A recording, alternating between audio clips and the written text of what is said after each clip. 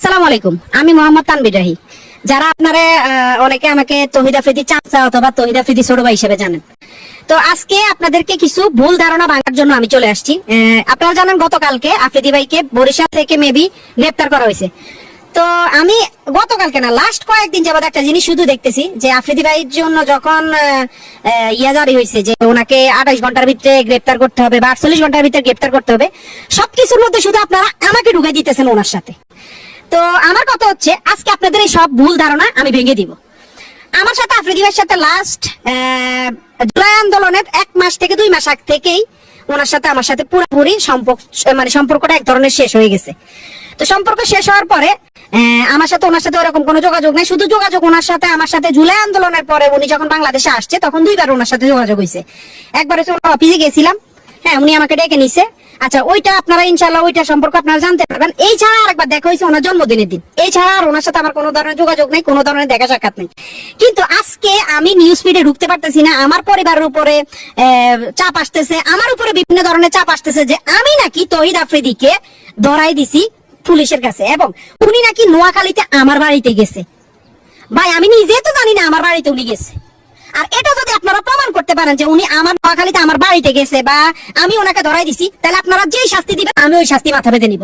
আর আরেকটা ছোট্ট বিষয় হচ্ছে, আমার বলতেই হবে, আমাদের তৌহিদ আফ্রিদি টিম মেম্বারে তো আমি একা ছিলাম না। আপনারা সবাই আমাকে নিয়ে পড়ে আছেন কেন ভাই?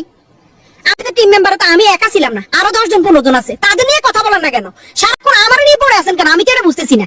আর আপনারা যারা আমার বলতেছেন যে আমি তারা ধরাই দিছি, ভাই ওনার আব্বারে মেবি ধরছে রবিবারে। তো প্রথম থেকে আমি আজকে ওনাকে ধরা পর্যন্ত আজকে প্রায় মেবি 1 সপ্তাহ হয়েছে। এই 1 সপ্তাহ আমি সিআইডির আন্ডারে ছিলাম। আমার মোবাইল, আমি নিজে কোথায় যাই, কখন কি করি না করি, সবকিছু আমার সিআইডির আন্ডারে। ইভেন আমি সবচেয়ে বেশি ফেস করতে হয়েছে। এগুলা তো আমার যেমন কি হয়েছে আমি তো আপনাদেরকে বলি। ওনার আব্বারা যে ধরে নিছে, ওই দিন সকাল 12টা কি 1টার দিকে আমাকে বসুন্ধরা থেকে সিআইডি অফিসাররা ধরে।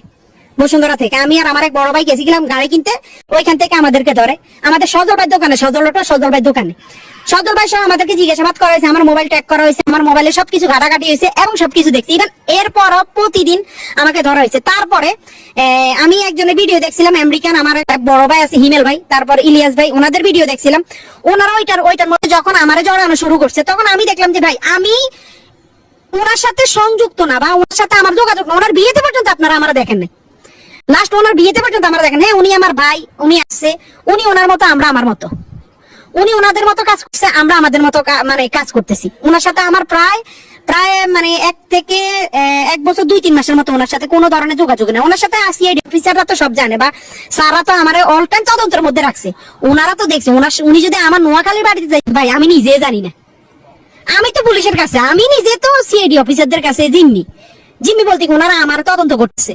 তো ওনারা কি তদন্ত করে জানতো না যে আফ্রিদি ভাই কই, আফ্রিদি ভাই নোয়াখালী গেছে না কোন জায়গায় গেছে? ভাই আমরা যদি জানতাম তাহলে তো আর আমরা সিআইডি অফিসারের কাছে থাকতাম না।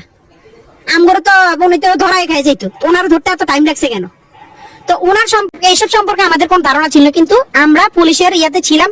তো পুলিশ দেখছে আমাদের সাথে ওনার সাথে কোনো ধরনের কানেক্টিং নেই, ওনার সাথে কোনো ধরনের কথাবার্তা নাই। কিন্তু বিভিন্ন নিউজ চ্যানেলেরা লম্বা লেকচার ফিরতেছে, লম্বা কথা বলতেছে যে তৌহিদ আফ্রিদি চামচা, তৌহিদ আফ্রিদিকে ধরাই দিছে, সে একটা বিশ্বাসঘাতক, সে একটা এটা সেটা। ভাই এসব মিথ্যা বানোয়াট আপনি যে আমার মুখ থেকে শুনছেন, আমার থেকে জানছেন, না জেনে না শুনে আপনি কেন এসব মিথ্যা বানোয়াট কথা বলতেছেন? এসব মিথ্যা নিউজ কেন ছড়াইতেছেন? উনি কি করছে? ওনারটা আইন আদালতে বুঝবে। আমি যদি কোনো দোষ করে থাকি আমারটাও আইন আদালতে বুঝবে। ওনার দোষ আমার উপরে কেন চাপাইতেছেন? আমার টিমে তো আমি একা ছিলাম না, আমার টিমে আরো 10 জন ছিল।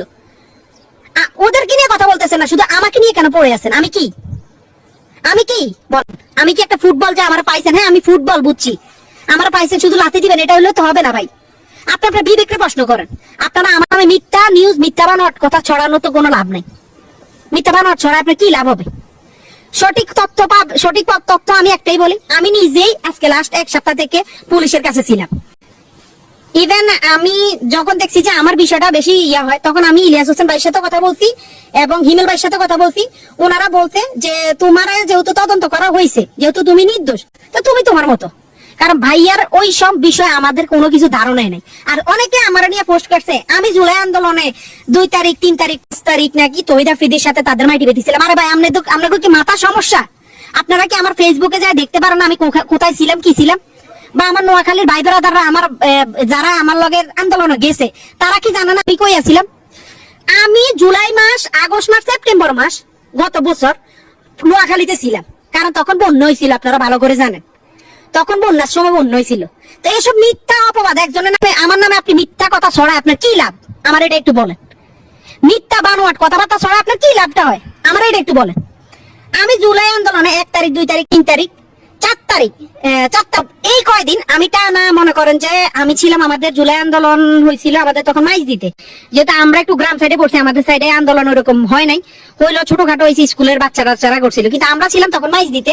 এবং এটা সাক্ষী আছে একজন কন্টেন্ট ক্রিয়েটর আছে রাইসুল ইসলাম আমাদের নোয়াখালীরই, তারপর আমার কিছু ছোট ভাই আছে যেমন মাকতুম সহ, ওদের বিভিন্ন ধরনের আমাদের বিভিন্ন গ্রুপ আছে নোয়াখালীর, ওরা সহ আমরা মাইজ দিতে প্রায় আমার বাড়ি থেকে 60 কিলোমিটার 50 থেকে 40-50 কিলোমিটার দূর হয়েছে মাইজদি। আমরা মাইজদিতে যে আন্দোলন করছি, হাজার হাজার ফুটেজ, হাজার হাজার ভিডিও আছে।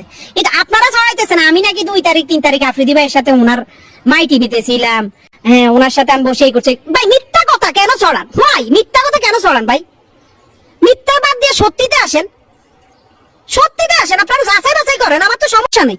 আমার তো আজকে 7 দিন তো যাচাই বাছাই করছে পুলিশে, সিআইডিএ, তারপর বিভিন্ন ধরনের বিভিন্ন মানে সাংবাদিকরা, জার্নালিস্টরা, যেমন এই যে আমেরিকা থেকে আমার প্রচুর পরিমাণে চাপ দিছে, এই যে হিমা ভাই, তারপর ইলিয়াস ভাই, ওনারা অনেক তথ্য জানছে আমার কাছ থেকে।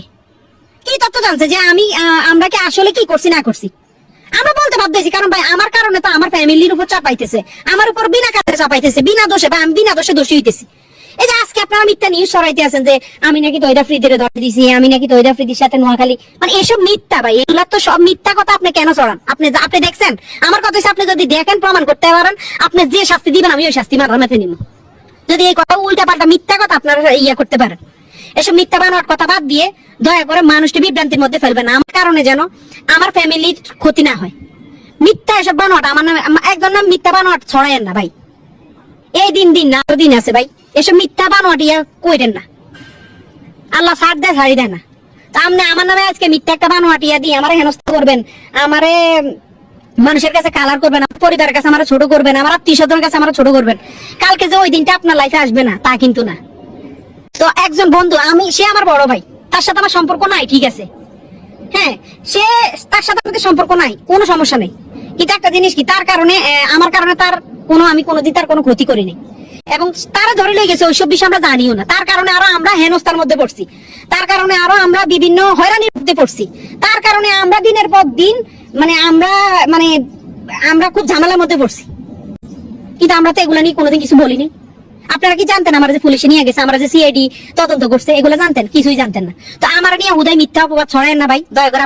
আমার একটা পরিবার আছে, আপনার একটা পরিবার আছে, দয়া করে হাত জোর করে মাপ চাই। মিথ্যা ছড়ানোর আগে জানবেন, না জানে শুনে মিথ্যা কারণে আমি নিউজ করেন না। ধন্যবাদ।